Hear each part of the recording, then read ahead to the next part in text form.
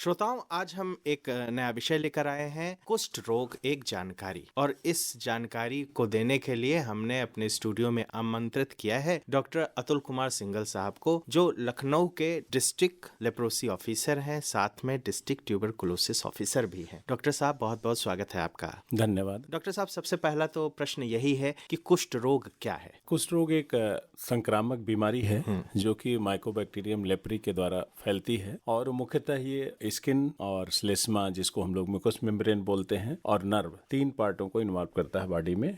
चूंकि ये संक्रामक है तो एक दूसरे में फैलता भी है, तो इस तरह की ये बीमारी है। डॉक्टर साहब, इसका जो संक्रमण है वो किस तरह का है? बैक्टीरियल है कि वायरल है? This is a bacteria. ये mycobacterium leprae, that is a bacteria, जिसके कारण से ये बीमारी होती है। जी, तो डॉक्टर साहब, जो ये बैक्टीरिया है, इससे कुछ और भी चीजें होती हैं, और भी बीमारियां होती हैं? नहीं, इस वक्त लेप्रोसी। जी, लेप्रोसी किसी को हो रही है, कुष्ठ किसी को हो रहा है, तो क्या लक्षण प्रकट होते हैं? अगर ये बीमारी आती है तो त्वचा पर हल्के रंग के या तांबाई रंग के धब्बे, जिनमें संवेदनहीनता, शून्यपन होता है। अच्छा, जो स्किन है वो शून्य हो जाए। जी, हाथ और पैरों में झंझनाहट का अनुभव होगा और नसों में दर्द होगा। हाथ, पैर या पलकों में कमजोरी महसूस होगी। जी, हाथ या पैरों का शून्यपन अथवा किसी प्रकार की विकलांगता हो जाए, अच्छा, ये भी उसके लक्षण तो है। विकलांगता तो एक लंबे समय के बाद ही होगी। हाँ, अगर सही समय पे इलाज नहीं हुआ तब विकलांगता डेवलप होती है।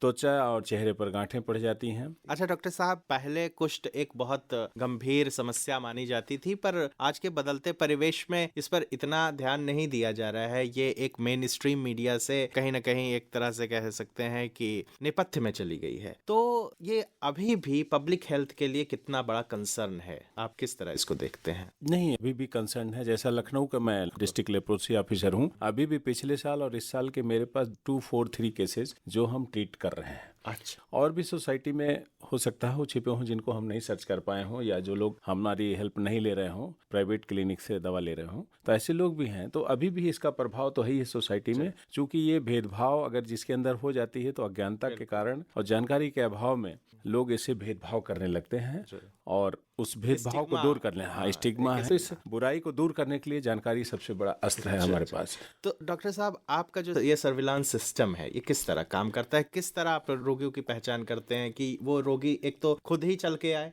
और जिसको नहीं पता है, जैसे आपने कहा स्टिग्मा है समाज में, तो उसको फिर आप कैसे पहचान करेंगे? देखिए, इसके लिए ग्रामीण क्षेत्रों में हमारे एनएमए और एनएमएस CSC पर तैनात हैं। अर्बन एरियाज में बिग हॉस्पिटल में हमारे एनएमएस एनएमए जो बोलते हैं हम लोग, नॉन मेडिकल असिस्टेंट, ये लेप्रोसी के डेडिकेटेड वर्कर होते हैं। और ये लोग अपना मरीजों की पहचान करते हैं, उनको इलाज पर रखते हैं। जैसे अभी 30 जनवरी से स्पर्श कार्यक्रम चलेगा। ठीक है, स्पर्श में कि हाथ मिलाना, एक दूसरे से भेदभाव मिटाने के लिए स्पर्श करना होता है। तो लेप्रोसी के मरीजों से कैंपेन चलेगी, जिसमें पैम्पलेट है, पोस्टर है, बैनर है, उसके द्वारा हम लोग ये प्रचार प्रसार करेंगे। अर्बन एरियाज में हमने अभी आयुक्त महोदय से इनसे विचार विमर्श करके उन्होंने एग्री कर लिया कि हम कूड़ा गाड़ियों में ऑडियो कैंप चलाएंगे। 30 तारीख से वो भी चलेंगे। हाँ जी, नगर निगम। अच्छा डॉक्टर साहब, आपने तो बताया कि काफी कुछ हो जाता है शहरों में, पर जब गांव की बात आती है तो वहाँ कभी कभी ऐसे कैंपेन जो है कम प्रभावी हो पाते, तो वहाँ के लिए कुछ आपकी स्ट्रेटजी है, कुछ आपने प्लानिंग की है कि वहाँ के ग्राम पंचायतों को जोड़ना है, प्रधानों को जोड़ना है, वहाँ के पदाधिकारियों को इस तरह से? नहीं, इसके लिए सर हमारे पास एक शपथ दिलाई जाती है ग्राम प्रधान जी लोगों के माध्यम से, और उस शपथ को गांव सभा में पढ़ाया जाता है, और ग्राम सभा की जो मीटिंग है उसमें, और हमारे कर्मचारी जो एनएमएस पोस्ट हैं, वो लोग अपने प्रधान जी लोगों से, अब तो हमारे हेल्थ एंड वेलनेस सेंटर गांव में खुल गए, उस पर और आशाओं के माध्यम से ये प्रचार प्रसार किया जाता है। अच्छा डॉक्टर साहब, किसी को कुष्ठ हो रहा है तो उसका ट्रीटमेंट आप कैसे करते हैं? ट्रीटमेंट हमारे पास बहुत ही सिंपल है। लेप्रोसी 2 तरह की होती है। एक तो पासी बैसिलरी हम लोग बोलते हैं, जिसमें केवल शरीर पे चकत्ते या सेंसलेस वाले जो धब्बे होते हैं वो पड़ जाते हैं, और एक ऐसी लेप्रोसी होती है जिसमें पेरिफेरल नर्व इन्वॉल्व हो जाती है, तो उसको हम लोग MB बोलते हैं, मल्टी बैसिलरी। और दोनों तरह का इलाज हमारे पास पूर्णतया निःशुल्क उपलब्ध है, सभी को हम लोग देते हैं। जिसकी डायग्नोसिस होती है, पूरा का पूरा इलाज 6 महीने और 9 महीने का जो भी इलाज है, 1 साल तक का हम पूरा इलाज उसको देते हैं। और ये जो इलाज है वो आप घर घर पहुंचाते हैं या बेसिक लेवल जो? हाँ, पेशेंट डायग्नोस हो जाता है तो हम लोग उसको बुला करके पहले उसको डॉक्टर की देखरेख में कंफर्म कराते हैं, और कंफर्म करने के बाद उसकी दवा के ब्लिस्टर दे देते हैं। फिर हमारे जो एनएमएस क्षेत्र में है, वो अपने मरीजों का फील्ड विजिट मंथ में 1 बार जरूर करते हैं, अगर उनको कोई दिक्कत हो रही या कोई परेशानी हो रही। एक बहुत महत्वपूर्ण सवाल ये है कि क्या कुष्ठ का संक्रमण छूने, खांसने आदि माध्यमों से हो सकता है? नहीं, सूंघने से, खांसने से, छींकने से ये इन्फेक्शियस जरूर है।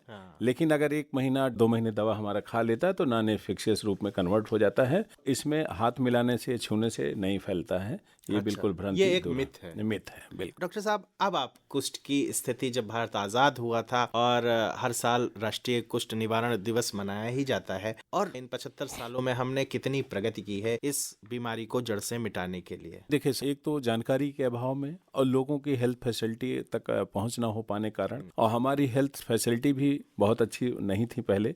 अब हमारी हेल्थ फैसिलिटी हर जगह, गांव-गांव हम सीएचओ के माध्यम से, प्राथमिक स्वास्थ्य केंद्र से, सामुदायिक स्वास्थ्य केंद्र से, जिला और आशाओं का इंडक्शन करके, तो जिसके द्वारा जानकारी फैलाई गई। अब हम काफी कुछ इस कामयाबी में आगे आ गए हैं और काफी कंट्रोल की स्थिति में हम लोग हैं। डॉक्टर साहब, बस चलते चलते ये जानना चाहेंगे कि ऐसे रोगियों के लिए क्या कुछ अलग रुग्णालय होते हैं या उनको रखने के लिए कुछ अलग? हाँ, बिल्कुल। जैसे लखनऊ में हमारे 3 यहाँ कुष्ठ आश्रम बनाए गए हैं, और कुष्ठ आश्रम में हमारे कुष्ठ के रोगी, जो लोग परिवार से या अकेले होते हैं या परिवार उनको नहीं एक्सेप्ट करता है, या कभी कभी लोग अपने ही इच्छा से आकर के रहने लगते हैं, कुष्ठ आश्रम है लखनऊ में, एक सरोजिनी नगर में, 2 मोहनलालगंज में, जिसमें हम लोग रेगुलरली विजिट करते हैं। अगर किसी कोई डिफॉर्मिटी या विकलांगता है तो हमारी फिजियोथेरेपिस्ट और हमारी न्यूक्लियस टीम जाकर के उनको विजिट करके उनकी फिजियोथेरेपी और उनकी दवाओं के इंश्योर करते जी। तो डॉक्टर सिंघल साहब, अब चलते चलते, क्योंकि आप जो है पूरे जिले के कुष्ठ ऑफिसर हैं, तो हमारे श्रोताओं से जो आपको सुन रहे हैं उनके लिए आपका क्या संदेश है, क्या कहना चाहते हैं, और सामान्य जनता के लिए भी क्या संदेश है? देखिए, इस बार जो हमारी थीम दी गई है भारत सरकार के द्वारा कि